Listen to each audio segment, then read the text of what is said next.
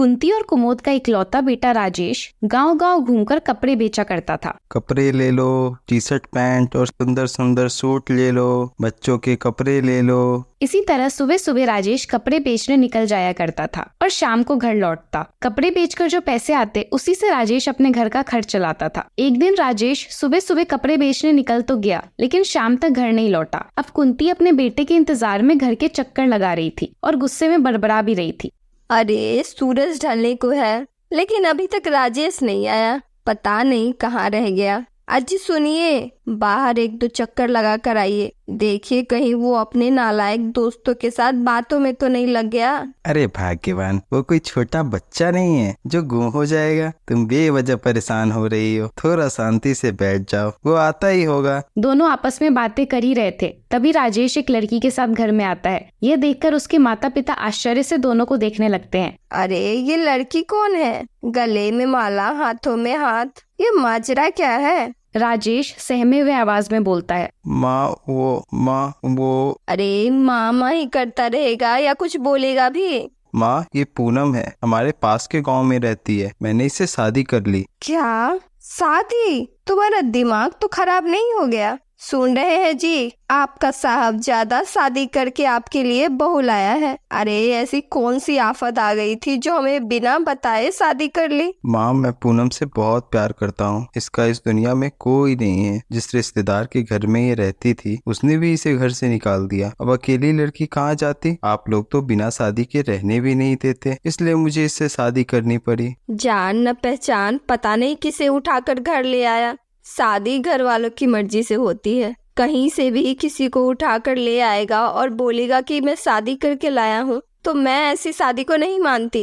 ये इस घर में नहीं रहेगी। इसे जहाँ से लाया है वहीं छोड़ कर आ। लेकिन माँ, अब ये मेरी पत्नी है, इसे अकेले कहाँ छोड़ूं? ठीक है, तू इसे घर में रख, लेकिन मैं इसे बहू नहीं मानूंगी। माँ जी, मैं अच्छी बहू बनकर दिखाऊंगी। लेकिन कुंती उसकी बात को अनसुना करके वहाँ से चली जाती है। पीछे पीछे उसके पिता कुमोद भी वहाँ से चले जाते हैं। मुझे माफ कर दो राजेश, मेरी वजह से तुम्हारे घर वाले तुमसे गुस्सा हो रहे हैं। तुम माफी मत मांगो पूनम, इसमें तुम्हारी कोई गलती नहीं है। मैं तुमसे प्यार करता हूँ, तभी तो तुमसे शादी की है। तुम चिंता मत करो, माँ की तुमसे जो भी शिकायतें हैं वो सब एक दिन दूर हो जाएगी। इतना समझाकर राजेश उसे अपने कमरे में ले जाता है। अगले दिन कुंती सुबह उठकर चाय बनाने जाती है, तभी पूनम सबके लिए चाय बनाकर ले आती है। मुझे तुम्हारे हाथ की चाय नहीं पीनी, यहाँ से लेकर जाओ। अरे भाग्यवान, अब इतने प्यार से बनाकर लाई है तो पी लो। आप चुप रहिए। ना तो किचन साफ की और ना ही घर की सफाई की, बस सोकर उठ गई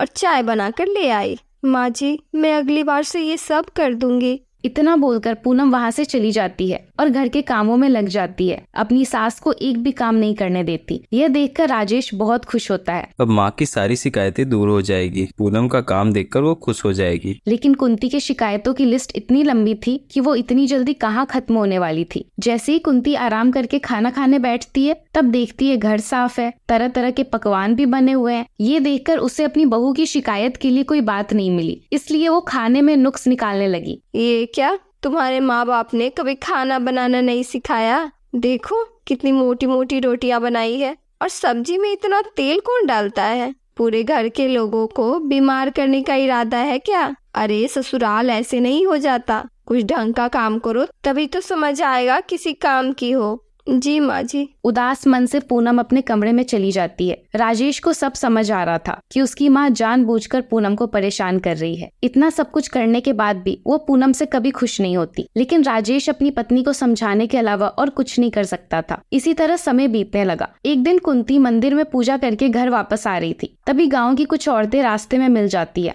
अरे कुंती बहन, सुना है तेरा बेटा राजेश लव मैरिज करके लाया है। बहू के आने से तुझे तो आराम ही आराम मिल रहा होगा, कोई काम नहीं करने देती होगी। अरे काहे की बहू, ये समझो फ्री की नौकरानी मिल गई। इस लड़की का इस दुनिया में कोई नहीं था।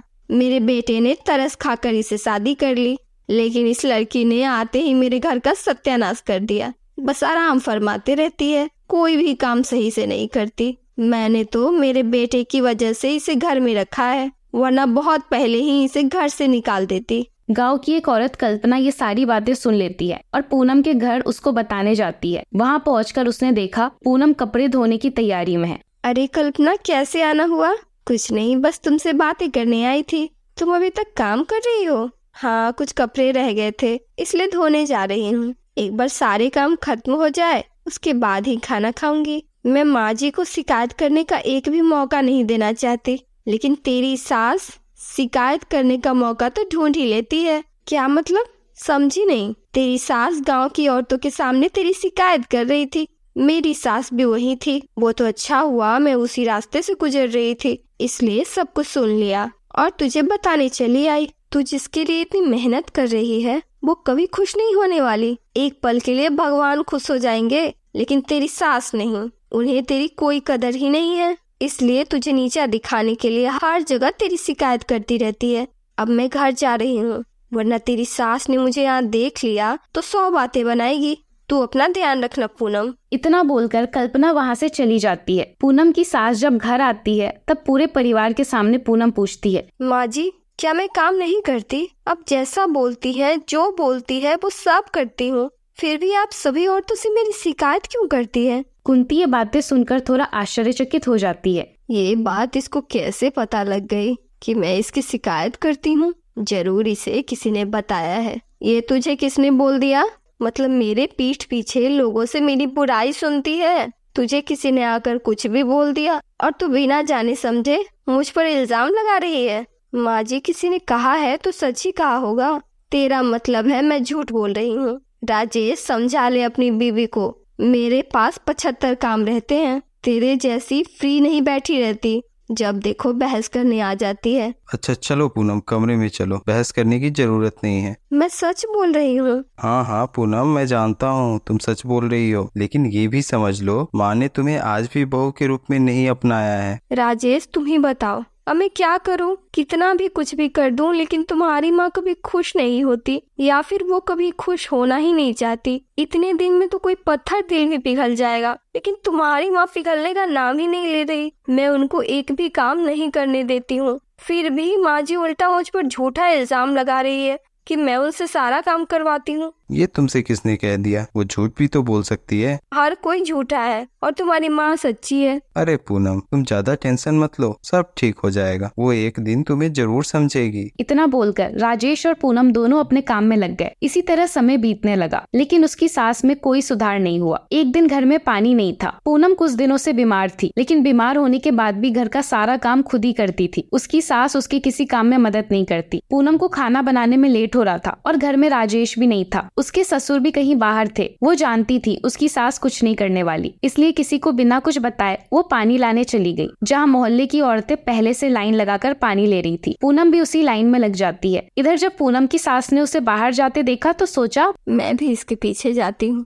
और देखती हूँ कौन है जो इसको बाहर की सारी जानकारी देती है। यही सब सोचकर उसकी सास चुपके से छुपकर सबकी बातें सुनने लगती है। तभी गाँव की एक औरत विमला बोली, क्यों रे पूनम बहू, तेरी सास कौन सा पहाड़ तोड़ रही है जो तुझे पानी लेने भेज दिया? अरे तेरी सास तो तुझे नौकर समझती है। मैंने सुना है तेरी तबीयत खराब है, फिर भी तेरी सास को दया नहीं आई। ठीक कहा विमला बहन, ऐसे भला अपनी बहू से कौन काम करवाता है? आप सब चुप हो जाओ। मैं माँ जी के खिलाफ एक शब्द भी नहीं सुन सकती। उन्होंने मुझे नहीं भेजा, मैं खुद अपनी मर्जी से काम करने आई हूँ, इसलिए आप उन्हें कुछ मत बोलिए। अरे तुझे पता भी है तेरी सास रोज तेरी कितनी बुराई करती है। कोई बात नहीं, कभी नाराजगी में कुछ बोल दिया होगा। इसका मतलब ये नहीं हम सास बहू में प्यार नहीं है। किसके घर में झगड़ा और लड़ाई नहीं होता। जहाँ प्यार होता है वही तो नाराजगी भी होती है। अपनी बहू के मुंह से अपने लिए इतनी तारीफ सुनकर कुंती को बहुत अच्छा लगता है। वो अपने किए पे बहुत शर्मिंदा होती है और वही अपने बहू के पास जाके माफी मांगने लगती है। मुझे माफ कर दो बहू, ये सब बिल्कुल सच बोल रही है। मैं हमेशा तेरी बुराई करती हूँ। तूने मेरे लिए इतना सब कुछ किया